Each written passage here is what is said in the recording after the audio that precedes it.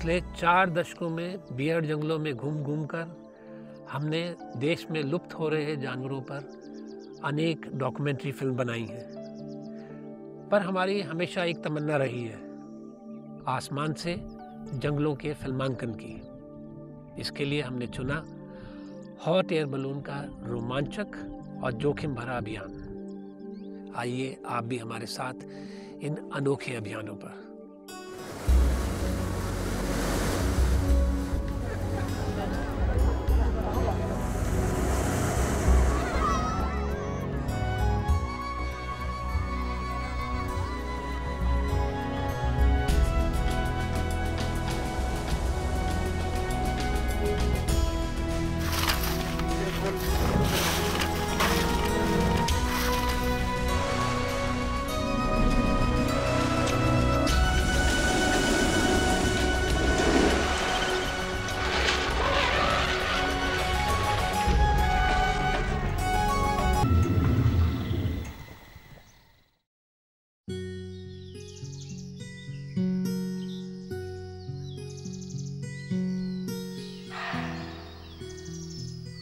सुनहरी धुंध में लिपटा हिमालय की तराई का ये जंगल वन्य जीवन के तमाम रहस्य समेटे हुए है।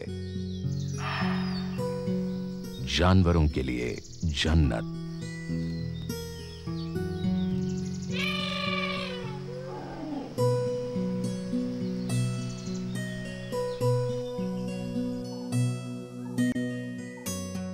इस बार हमारा मुकाम है प्राकृतिक सुंदरता से भरपूर कॉर्बेट नेशनल पार्क।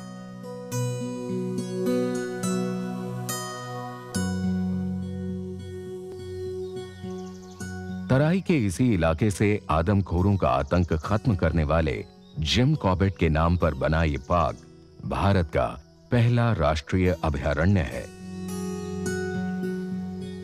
1875 में नैनीताल में जन्मे कॉर्बेट की जिंदगी तराई के इन्हीं जंगलों की कहानी है। जंगल और जानवरों के लिए कॉर्बेट का गहरा प्यार ही था जिसने उन्हें एक शिकारी से अलग प्रकृति प्रेमी की भूमिका में ला खड़ा किया। दिल्ली से करीब 300 किलोमीटर दूर उत्तर पूर्व में हिमालय की तराई में इस पार्क का नामकरण जिम कॉर्बेट को श्रद्धांजलि सरीखा है। इस बार हम निकले हैं यहीं पर गुब्बारे से उड़ान भरने के लिए। नदी नाले, खंदक पहाड़, कहीं पत्थर, कहीं दलदल, विविधताओं से भरे कॉर्बेट नेशनल पार्क में बलूनिंग आसान नहीं है। उड़ान भरने के लिए सही जगह की तलाश हमारी सबसे पहली चिंता है। रामगंगा यहां की मुख्य नदी है जो पूर्व से पश्चिम की ओर बहती हुई कालागढ़ डैम का विशाल जलाशय बनाती है। एक तरफ दूर दूर तक फैला पानी, दूसरी ओर पहाड़ और घने जंगल हमारी बलूनिंग के लिए बड़ी चुनौती हैं। हमें एक ऐसी जगह की तलाश है जहां से हवा हमें कॉर्बेट पार्क के ऊपर उड़ाकर किसी सुरक्षित स्थान पर ले जाए। इसके लिए हमने 2 दिन लगातार रामनगर, गारजिया, मारचुला और कांडा का सारा इलाका छान मारा। एक आध जगह ठीक थी पर वहां हवा का रुख उल्टा, यानी हमारे बलून को हिमालय की चोटियों की ओर धकेलने वाला। नहीं, मौसम तो ठीक लग रहा कुछ। हमारी एक बड़ी कठिनाई यह है कि मौसम विभाग से इस इलाके की ठीक जानकारी नहीं मिल पा रही। लेकिन इस अभियान में उत्तराखंड वन विभाग का हमें भरपूर सहयोग मिल रहा है। नहीं, हम यहाँ पर हैं। ये रास्ता है ना, सरपदूली कहाँ पर? रास्ता से ये हम इस पर हैं, इस मोड़ पर। सरपदूली के करीब रामगंगा का किनारा उड़ान भरने के लिए सुझाया गया। 20 मीटर लंबे बलून को फैलाने के लिए ये खुला मैदान ठीक रहेगा। पहाड़ों में मौसम कब कैसा रुख कर ले कहना मुश्किल है, और इंतजार करने के बजाय हम कल यहीं से उड़ान भरेंगे। उम्मीद है चिड़ियों के इस झुंड की तरह कल हम भी रामगंगा के दोनों ओर फैले नायाब जंगल का नजारा देख सकेंगे।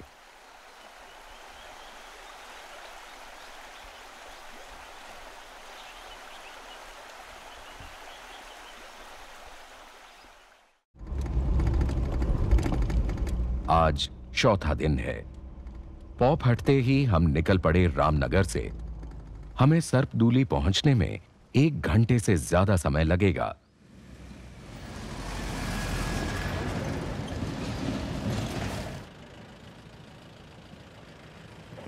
तीन गाड़ियों का हमारा काफिला जगह पर वक्त से पहुंच गया है। सबसे पहले जरूरी है हवा का रुख भांपना।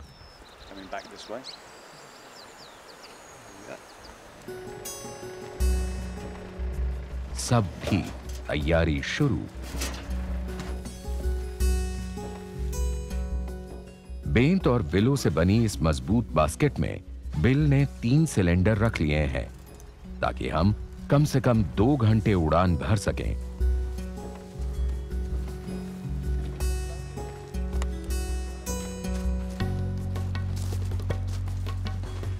बेहद मजबूत हल्के नायलॉन से बने इस आकार के बलून को फुलाने में इस हाई स्पीड फैन को भी 10-15 मिनट लगेंगे।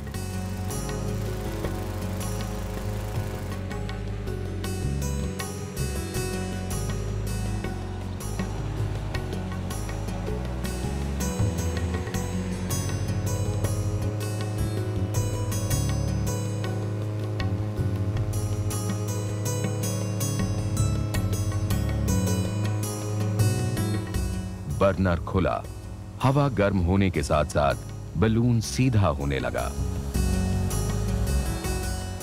उड़ान के दौरान सपोर्ट टीम और वन विभाग के साथ तालमेल बनाए रखने के लिए वॉकी टॉकी जरूरी है, क्योंकि यहां के जंगलों में मोबाइल के सिग्नलों का कोई भरोसा नहीं।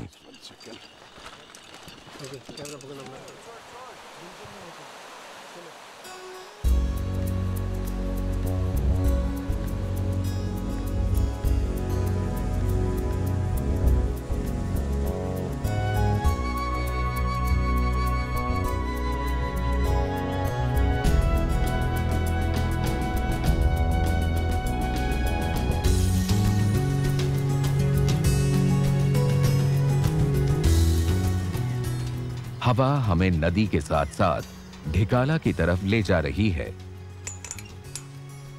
दूर दूर तक फैले गोल चिकने गंगा के पत्थर, जहां तहां भाभर घास के झुरमुट, नदी किनारे खैर और शीशम का जंगल। ये विविधता ही कॉर्बेट नेशनल पार्क की खूबसूरती है। अंग्रेजी हुकूमत के दौरान तराई और भाभर का यही इलाका शेर के शिकार के लिए मशहूर था। बदलते हालात को देखते हुए कुछ शिकारियों और लगनशील प्रकृति प्रेमियों के प्रयासों से 1936 में यहां के 257 वर्ग किलोमीटर क्षेत्र को हैली नेशनल पार्क का दर्जा दिया गया, जो आज का कॉर्बेट नेशनल पार्क है। मगर बलूनिंग का रोमांच ये है कि इसमें सब कुछ आपके हाथ में नहीं होता। बदली हुई हवा हमें जंगल के दक्षिणी हिस्से की तरफ ले जा रही है। जाने क्या दिखाना चाहती है। अरे वाह, जंगल के राजा के साक्षात दर्शन। शायद ये भी शिकार की टोह में बैठा है। शहरी कोलाहल और प्रदूषण से अछूती रामगंगा कॉर्बेट पार्क की जीवन रेखा है। अरे वो देखो, घड़ियाल। इस दुर्लभ जीव के लिए दुनिया में ऐसी गिनी चुनी जगह ही बची हैं। ताजे पानी की मछलियां, मगर, ऊदबिलाव, कई किस्म के कछुए और मछलीखोर पक्षियों के लिए यह स्वर्ग सरीखी है।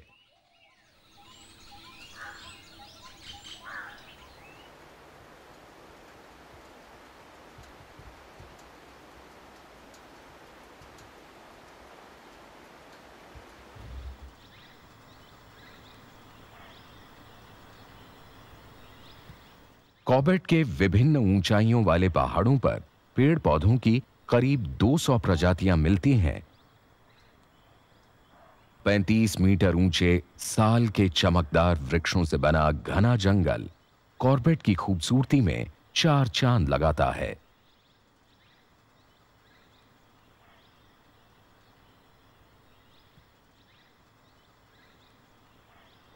पाक का ये इलाका एक विशाल घाटी जैसा है, जिसमें पूरब से पश्चिम दिशा में जाती घने जंगलों से ढकी 3 पर्वतमालाएं हैं, जो लगभग एक दूसरे के समांतर हैं। हवा हमें लगातार दक्षिण की तरफ धकेल रही है। यहां उतरने की दूर दूर तक कोई संभावना नजर नहीं आती।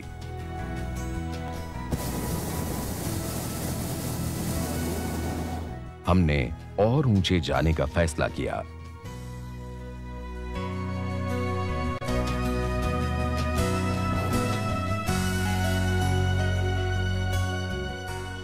वाह, क्या नजारा है। बहुत ही गजब का व्यू है। पता लगता है कि जंगल क्या है। 3,500 फीट ऊंचाई पर उड़ रहे हैं इस समय। थोड़ा सा हेजी हो गया। अभी बिल्कुल हमारी दिशा ठीक है, ढिकाला की तरफ जा रहे हैं। अच्छी बात है। इस ऊंचाई पर हवा का रुख उत्तर की ओर है, जो हमारे गुब्बारे को वापस रामगंगा की ओर खींच लाई है। ढिकाला परिसर सामने है। हम यहीं उतरना चाहते हैं। ऊपर और नीचे 2 विपरीत धाराओं में बहती हवा से जूझते हुए हमारे कैप्टन ढिकाला के खुले चौड़ में उतरने की भरपूर कोशिश में लगे हैं।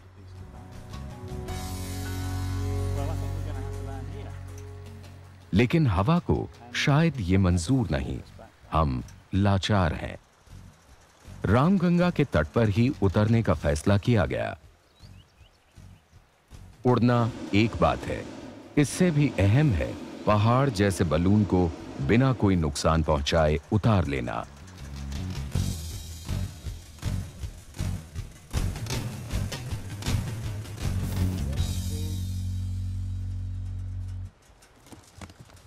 आज हम यहां इस मामले में तो खुशकिस्मत रहे। बलून को जमीन पर लाने के लिए बिल ने उसका वेंट यानी ढक्कन खोल दिया।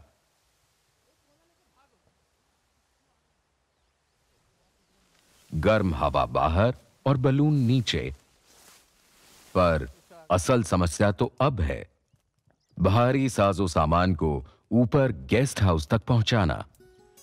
नदी का 500 मीटर चौड़ा पाट, फिर 100 मीटर की खड़ी चढ़ाई। सपोर्ट टीम की ताकत का इम्तिहान।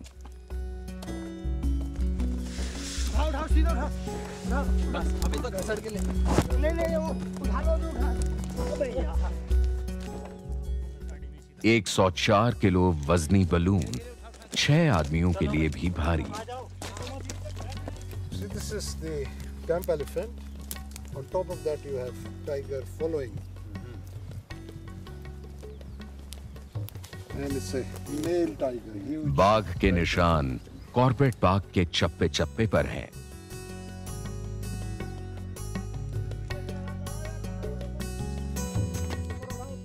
अब बारी है 105 किलो वजनी बास्केट की।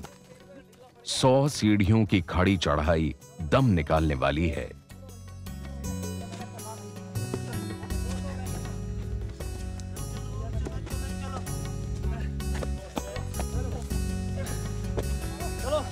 थोड़ा सा रह गया। चलो। हो गया। और अब देखिए, हम तो बचपन से आ रहे हैं तो मुझे जो ऊपर का नज़ारा है वो जन्नत के अलावा कुछ नहीं बस। और इतना खूबसूरत जंगल है कि जमीन नहीं दिखती। पेड़ जिधर तक कैमरा देख रहा पेड़ ही पेड़। चिड़िया कह रही मेरे लिए चमन यही है, पेड़। और जब चिड़िया वो बहेलिया फंसाने के लिए चिड़िया के लिए तब उसने लगाया था, तब वो चिड़िया कह रही है। जब हवा चला हिला तब वो चिड़िया दिखी, तब वो बहेलिया उसको फंसाया चिड़िया को। तब वो चिड़िया कह रही कि हवा के झोंकों में नहीं, हवा चला जैसे आपका हवा से चला वो बाड़ा, इसी तरीके से चिड़िया कह रही। तब उसका दिखाई पड़ी, नहीं तो छिपी थी वो पत्ते में, छुपा हुआ पत्ते में आशियाना था, इन्हीं पत्तों में छिपी हुई थी वो। फूल था न फल था, पत्ता ना आशियाना था, चमन में रह लिया जब तक क्या बदाना। आप चाहे सोने के पिंजरे में अपने घर पे रखें, वो मजा नहीं जितना उसको पेड़ अच्छा है चिड़िया। तो हमने तो आज बिल्कुल आज चिड़िया बन गया माशाल्लाह, मजा ले लिया। क्या कहने माशाल्लाह, आप तो बहुत मजा लेते रहते हैं लेकिन हम लोगों ने देखा, हमें बड़ी खुशी हुई ऐसी चीज। देखिए इधर वाला बिकता था तो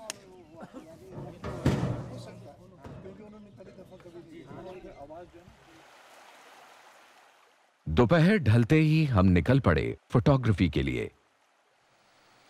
ये समय बेहतरीन है क्योंकि वन्य जीवों की चहलकदमी इस समय बढ़ जाती है। हमें देखकर ये सांभर जरा चौंके हुए हैं। पास ही बाघ के पंजे के निशान, ये तो एकदम ताजे हैं, शायद आसपास ही कहीं छिपा हो। संकेत अच्छे हैं, यहीं इंतजार किया जाए। चारों ओर जानवरों की आवाजाही लगी है। जब जंगल इतना जीवंत हो तो आप उसे नहीं बल्कि वो आपको देख रहा होता है।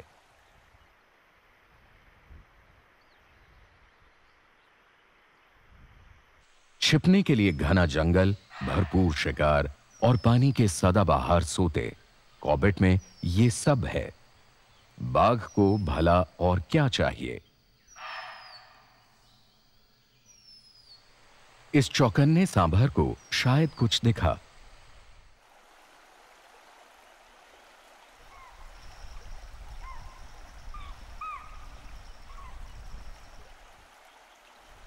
ये तो बड़ी बाघिन है।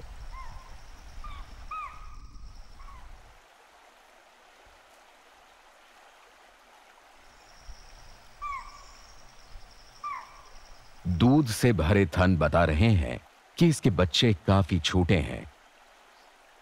भूखी लगती है, शिकार की तलाश में है। इसकी एक झलक ने हमें बेचैन कर दिया। बच्चे कितने बड़े हैं, इस वक्त कहां हैं, क्या उन्हें देख पाएंगे?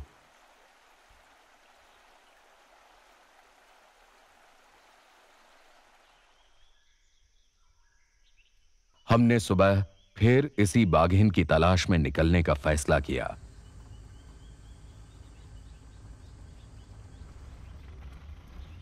दिन की शुरुआत अच्छी हुई। मां के साथ बच्चों के भी पगमार्क मिल गए। ये जो बच्चे मुझे लगते हैं सर, ये 20-25 दिन के लगते हैं। है वही फीमेल? हाँ, ये 20-25 दिन पहले देखी थी तो तब लग रही थी कि ये डिलीवर करने वाली है। हाँ। तो अभी तो दूध ही पीते होंगे, अभी कहाँ ज़्यादा मूवमेंट भी नहीं करेंगे माँ के साथ। मूवमेंट नहीं माँ करेंगे। ज़्यादातर इनको छुपा के रखेगी मेरे से बचाने के लिए। ऐसा करते हैं, आगे चल के देखते हैं कहीं हाँ। कुछ मालूम पड़े, कोई कॉल वॉल सुनाई पड़े तो फिर अंदाजा लगाया जाए।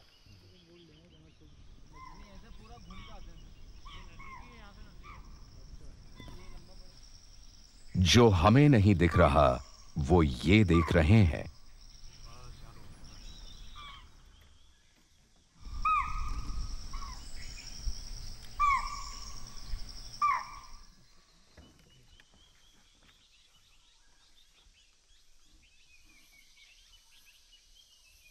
वाह, क्या अद्भुत दृश्य है।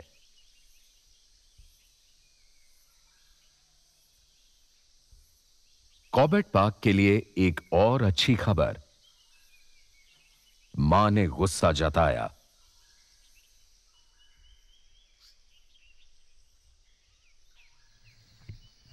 कोई खतरा नहीं, तसल्ली हुई और आगे बढ़ गई। शायद इन शावकों ने इंसान पहली बार देखा है। ये नर बच्चा तो कुछ डरा हुआ है।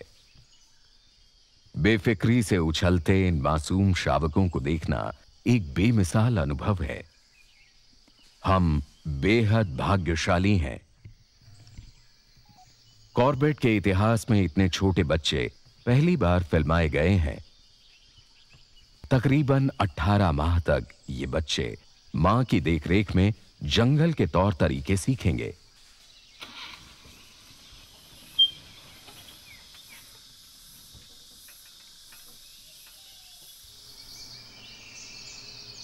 हाल ही में वाइल्ड लाइफ इंस्टीट्यूट की टीम ने यहां अलग अलग हिस्सों में कैमरा ट्रैप लगाकर बाघों की गणना की। इस पद्धति से हर शेर का फोटो लिया गया और मिलान के बाद नतीजा उत्साहवर्धक रहा। यहां करीब 165 बाघ होने के सबूत मिले हैं। यह शुभ संकेत है, पर इतने बड़े पार्क में इनके संरक्षण की एक बड़ी चुनौती भी।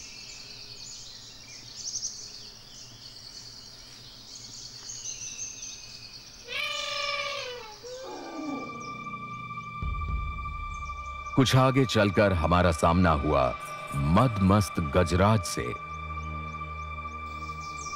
ये तो सीधा हमारी ओर ही बढ़ता चला आ रहा है। मस्ती में चूर ऐसे विशालकाय ताकतवर नर के सामने हमारी बिसात ही क्या है। मन में खौफ है कि न जाने क्या हो जाए।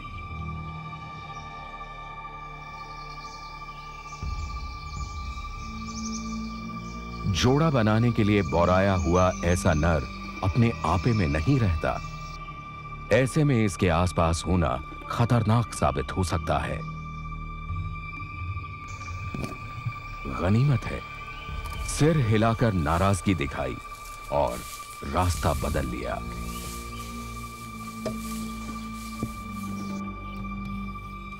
हमारे परिवार का कॉबेट से 50 साल पुराना रिश्ता है। यहां के हाथियों को हम बचपन से ही देखते रहे हैं, लेकिन ऐसे मदमस्त हाथी के साथ ये नजदीकी मुलाकात अविस्मरणीय रहेगी। इसकी बेचैनी साफ देखी जा सकती है। दोनों दांतों के बीच पेड़ के तने को रख शायद ये कनपटियों पर दबाव बना रहा है। इससे मद तेजी से रिसने लगेगा। हो सकता है इससे इसे सुकून मिले। महाकवि कालिदास ने मस्त गजराज के मद से महकती घाटियों का बखूबी उल्लेख किया है। रुक रुक कर पेशाब करना भी मद के ही लक्षण हैं।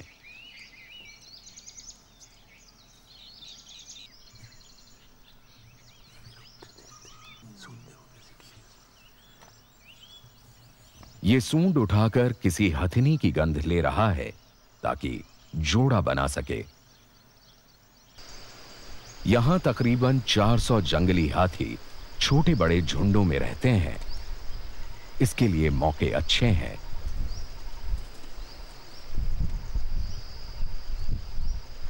क्या नदी और क्या पहाड़, सारा जंगल मानो इन्हीं का है। हमारा ये अभियान जिंदगी में एक याद बनकर रह जाएगा। हमारी यही दुआ है कि इस खूबसूरत अभयारण्य की गरिमा बनी रहे।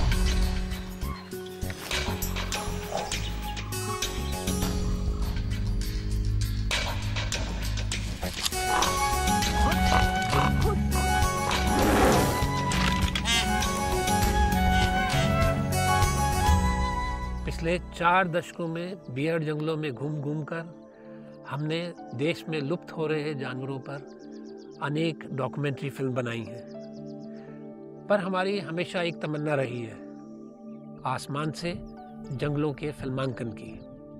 इसके लिए हमने चुना हॉट एयर बलून का रोमांचक और जोखिम भरा अभियान। आइए आप भी हमारे साथ इन अनोखे अभियानों पर।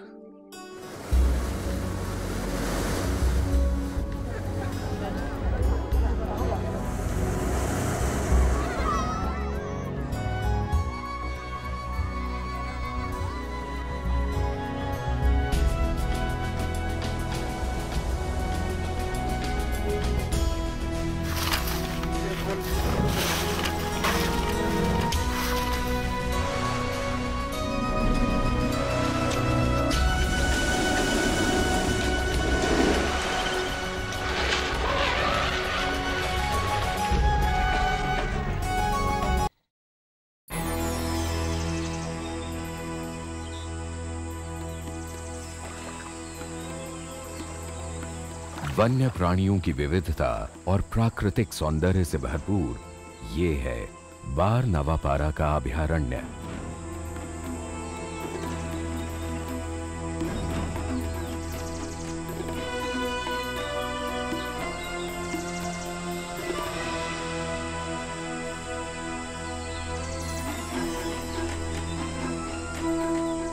इस बार हमारा अभियान है छत्तीसगढ़ राज्य में स्थित इसी बार नवापारा के लिए। ये रायपुर से 125 किलोमीटर दूर है। 250 वर्ग किलोमीटर क्षेत्र में फैले इस अभयारण्य में छोटी छोटी पहाड़ियां और घने जंगल हैं। इस इलाके को अच्छी तरह से समझने के लिए हम यहां हॉट एयर बलून में उड़ना चाहते हैं। ये जो एरिया है जो हम कवर कर पाएंगे, ये आइडियल है या टिपिकल है? ये बिल्कुल टिपिकल है। ये कोर जोन है, जैसा आप मैप पे देख रहे हैं। ये हमारी सेंचुरी कोर जोन है, विच इज हमारी मदद के लिए साथ हैं अनुभवी park superintendent Arun Tiwari. If lucky we can get the herds of bisons and that too. हम हवा के रुख, उड़ने का स्थान और उतरने की संभावित सुरक्षित जगह के बारे में विचार विमर्श कर रहे हैं। कैप्टन बिल हीलियम से भरा गुब्बारा छोड़कर हवा की दिशा और गति का जायजा ले रहे हैं। बलून सीधा ऊपर चला गया और करीब 3000 फीट की ऊंचाई पर जाकर ओझल हो गया। दिख रहा भी नहीं। यह अच्छा संकेत नहीं है। हवा थमी हुई है और बादल छाए हुए हैं। To get this show on the road, I'm afraid I don't think we're going to be able to today. ऐसी अनिश्चितताओं के बीच बिल ने उड़ान न भरने का फैसला किया। हम कल दोबारा कोशिश करेंगे।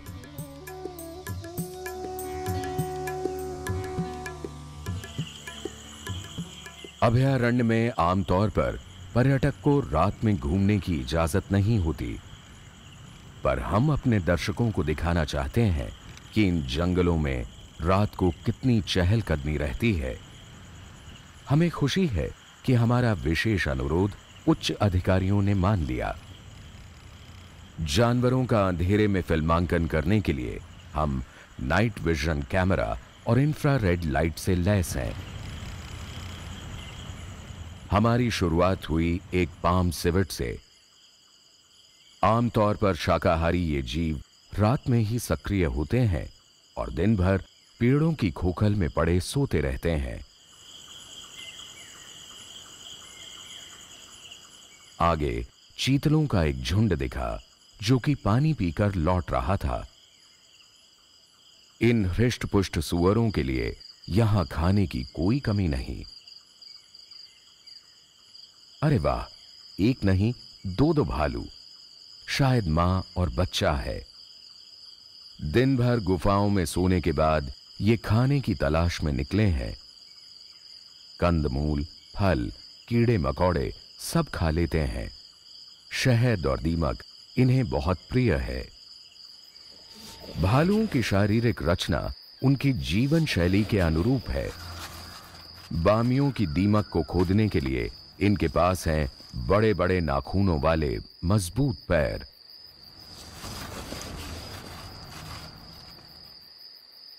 आजकल तेंदू पक रहे हैं। इसके खुशबूदार मीठे फल दूर दूर से जानवरों को अपनी ओर खींच लेते हैं।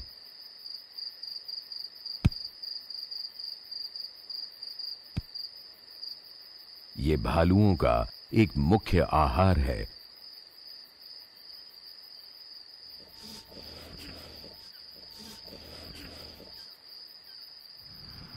हम जंगल के एक दूसरे हिस्से की ओर बढ़े।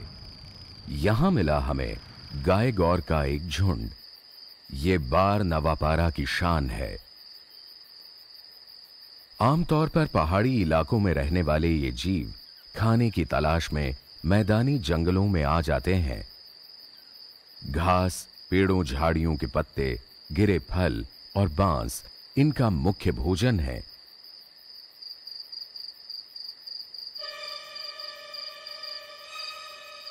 शायद ये तेंदुआ किसी छोटे बच्चे की फिराक में है।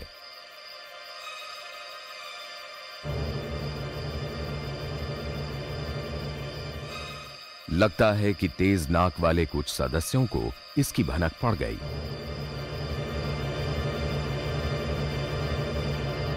ये भाग खड़े हुए।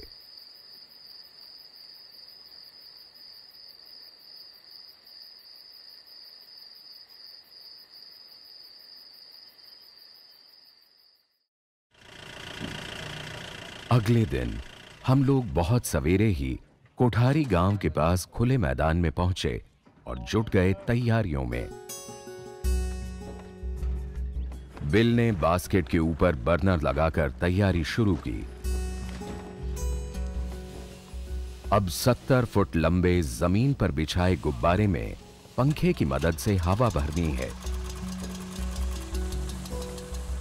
10-15 मिनट में इसमें 1.5 लाख घन फुट हवा भर जाएगी। बिल सुनिश्चित करना चाहते हैं कि बलून के वेंट यानी ढक्कन को कंट्रोल करने वाली रस्सियां ठीक से काम कर रही हों।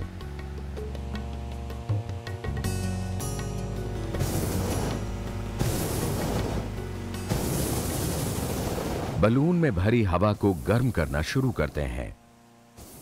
हल्की गर्म हवा बलून को ऊपर उठाने लगी है, जिससे यह सीधा होने लगता है।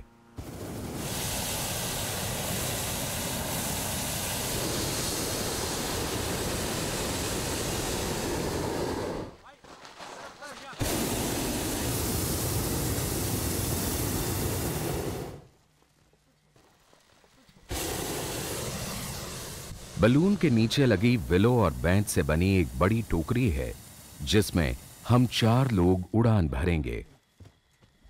साथ में ईंधन के लिए रखे हैं 3 सिलेंडर।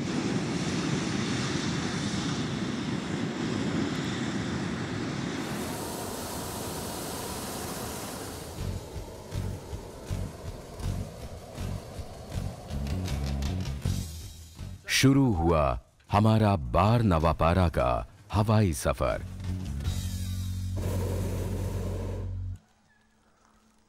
उड़ते ही नजर आए जंगल के बीच वन ग्रामों के खेत।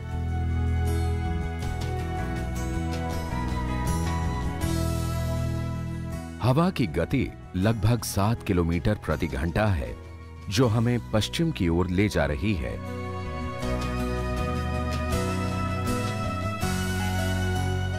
देश में छत्तीसगढ़ एकमात्र ऐसा हरा राज्य है जहां 44% जंगल हैं। अनेक प्रकार के हरे, पीले, मटमैले, लाल रंगों वाले पेड़ों का ये जंगल बार नवापारा की शोभा में 4 चांद लगा रहा है।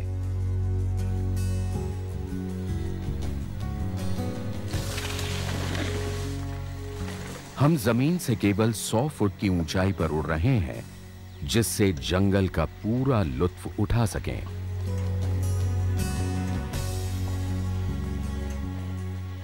तभी हमारी नजर पड़ी एक खूबसूरत नर गौर पर, जो हमारे गुब्बारे को देखकर स्तब्ध खड़ा था।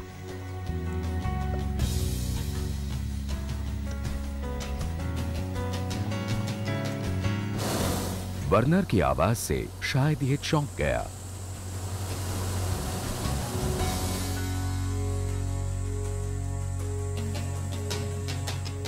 हरे पेड़ों से घिरा कौंझी का ये गंजा वृक्ष मानो किसी मूर्तिकार की कला का प्रदर्शन कर रहा हो।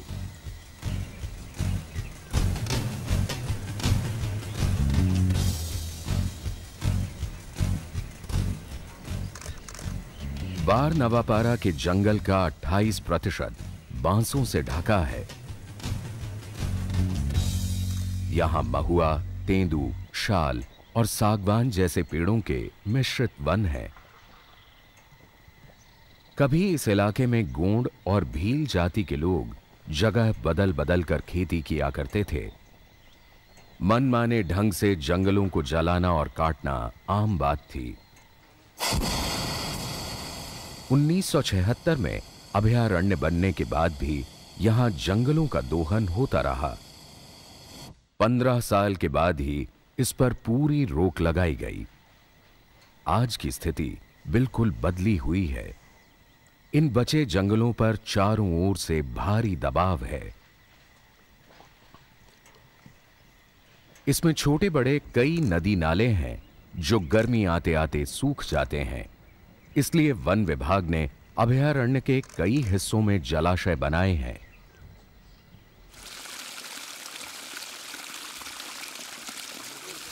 कितना ठंडा और साफ पानी है बिल्कुल। ये सारा सिस्टम जो है वो जो सोलर पैनल लगे हुए हैं, आप ये सिर्फ बारनवापारा में आपको ये देखने को मिलेगा। पूरे इंडिया में और कहीं सोलर पंप, सोलर एनर्जी का यूज़ इस तरह पानी के लिए। और एक बार इसको लगा के 20 साल तक के आप इसको कोई आदमी की जरूरत नहीं, कोई आदमी की नहीं, स्टार्ट करे बंद करे नहीं, कोई कुछ भी जरूरत नहीं है। जैसे धूप आती है अपने आप शुरू हो जाता है और सनसेट होने के बाद ये अपने आप बंद हो जाता है। सौर ऊर्जा द्वारा बार नवापारा के 5 जलाशयों में पानी भरने का कार्य वन विभाग के लिए बहुत सराहनीय है। ये जलाशय जीवों के लिए वरदान है और भूमिगत जल स्तर को भी सुधार रहे हैं।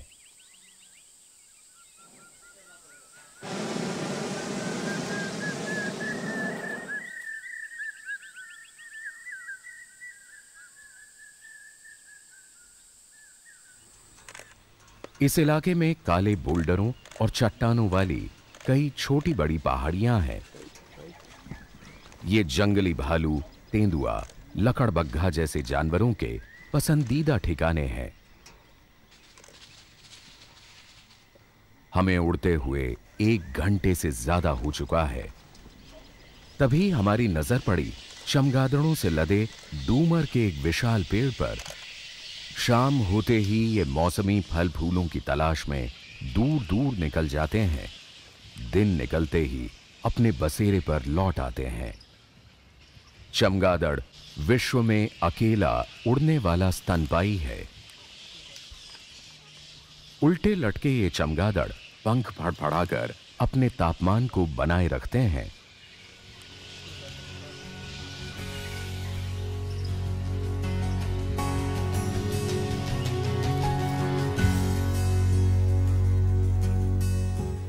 बार और नवापारा 2 गांव हैं, जिनके नाम पर ही इस अभयारण्य का नाम पड़ा।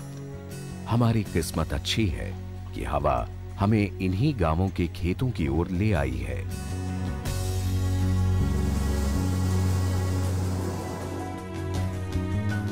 कभी यहां भी घने जंगल हुआ करते थे और जिनमें बेफिक्र वन्य प्राणी विचरते थे। आज इंसान ने अपने स्वार्थ के चलते उन्हें खदेड़कर अपना कब्जा जमा रखा है।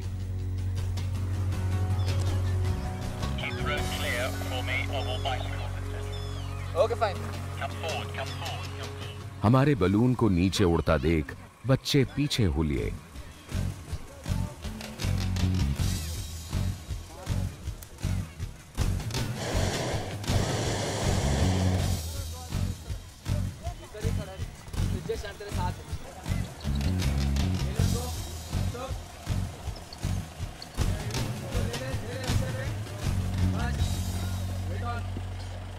आज की लैंडिंग तो कमाल की रही, सड़क के ठीक ऊपर।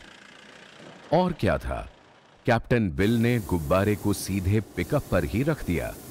सपोर्ट टीम का काम कुछ हल्का हुआ।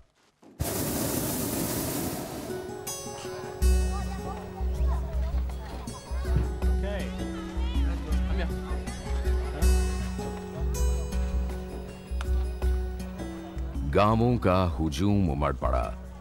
जंगल में उत्सव का सा माहौल बन गया। क्या बच्चे, बूढ़े, औरतें सब हमारे पहाड़ जैसे अजूबे को पास से देखना चाहते हैं।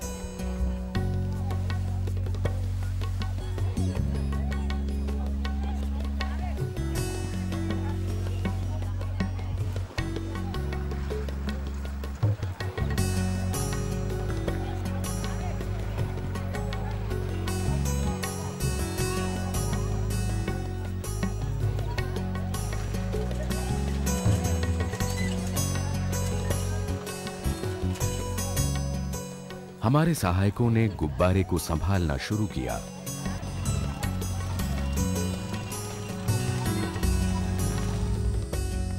हम वन विश्राम गृह में लौट आए। यहां का सारा परिसर, वन कर्मियों के आवास, सब कुछ सौर ऊर्जा से चलता है। छत्तीसगढ़ राज्य की ये अनूठी पहल है। देश के अन्य इलाकों में भी अपनाया जाए तो अच्छा है।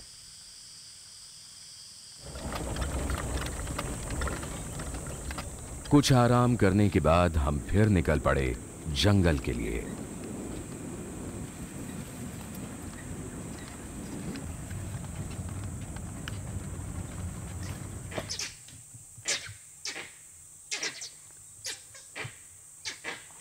लंगूरों की अलार्म कॉल से जंगल गूंज रहा है। क्या हो सकता है? तेंदुआ, जंगली कुत्ता, अजगर? पर हम तो कुछ भी नहीं देख पा रहे। लेकिन पेड़ पर बैठे लंगूर उस खतरे को भली भांति देख रहे हैं। आवाजें कुछ कम हुई। लगता है खतरा टल गया। जो कुछ भी रहा हो, जंगल में दूर निकल गया। हम भी आगे बढ़ गए। सड़क के बीचों बीच जंगली कुत्तों का ताजा मल, पेशाब के निशान इस टोली में कई लगते हैं। कुछ ही पहले यहां से गुजरे होंगे। सड़क पर इस तरह इकट्ठा मल करके ये दूसरी टोली को जताना चाहते हैं कि ये इलाका उनका है। हमारे साथ फॉरेस्ट गार्ड येदू का अनुमान है कि ये झुंड आसपास ही किसी जलाशय पर होगा। हम इनकी खोज में निकल पड़े। पास के नाले को देखा, पर यहां इनके आने जाने के कोई चिन्ह नहीं। ये भालू का हो सकता है क्या? जी जी, ये पटे तेंदुए का? जी, तेंदुए का फिंगर वगैरह दिखता है जी। येदू पास के एक और जलकुंड पर ले गया। पहली नजर में तो यहां भी सन्नाटा दिखा, पर चट्टानों को ध्यान से देखने पर नजर आए सोन, यानी जंगली कुत्ते। कुछ सो रहे हैं, कुछ चौकन्ने हैं। लगता है पूरी टोली छिपकर शिकार की टोह में है। किसी जानवर के पानी पर आते ही ये उसे धर दबोचेंगे। फिलहाल पानी पर भुजंगा, बड़ा बारबेट, भृंगराज और गटारें ही अपनी प्यास बुझाने आई हैं।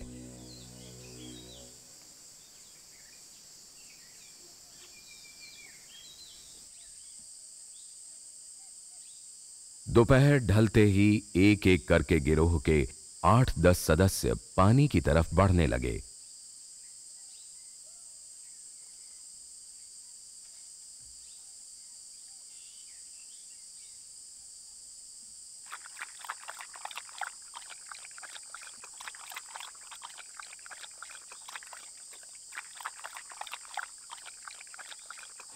इन महाशय को देखिए, कहने को गिरोह का मुखिया नर, पर खा रहे हैं एक नन्हे से मेंढक को।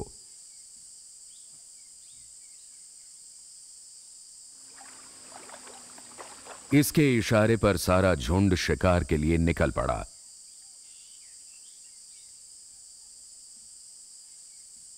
ये नाले ही नाले आगे बढ़ रहे हैं। शिकार मारने में गजब का तालमेल और फुर्ती के कारण शेर तेंदुआ भी इनसे कतराते हैं। जंगल में जिस ओर निकल जाएं, हाहाकार मच जाता है।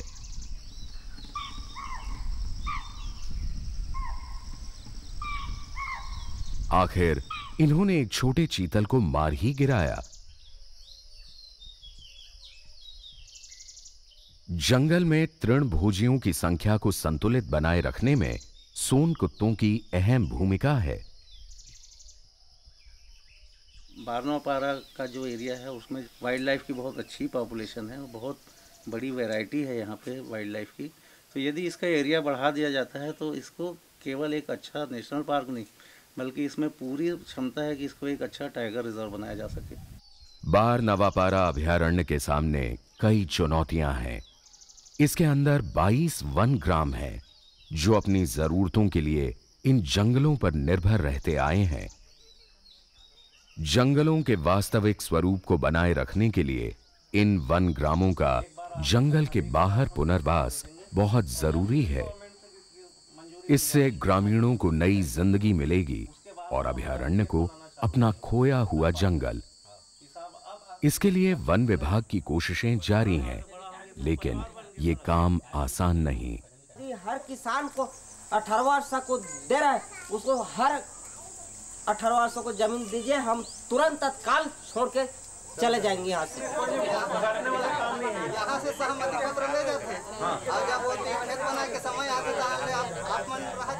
यदि कोई गांव के लोग यहाँ से विस्थापित होने को तैयार हों तो उनकी सहमति मिलते ही 4-6 महीने में उसको कार्य रूप में परिणित किया जा सके, ऐसी कोई व्यवस्था बनाई जानी चाहिए।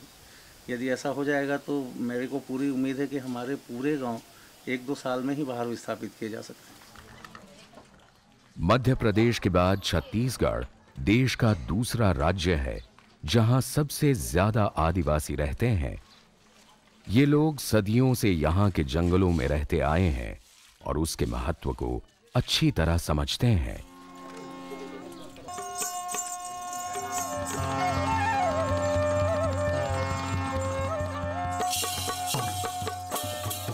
हरे कपड़े पहने ये युवतियां तोते के रूप में एक पौराणिक कहानी को प्रस्तुत कर रही हैं, जिसमें जंगली जानवरों का भी अनोखा समन्वय है।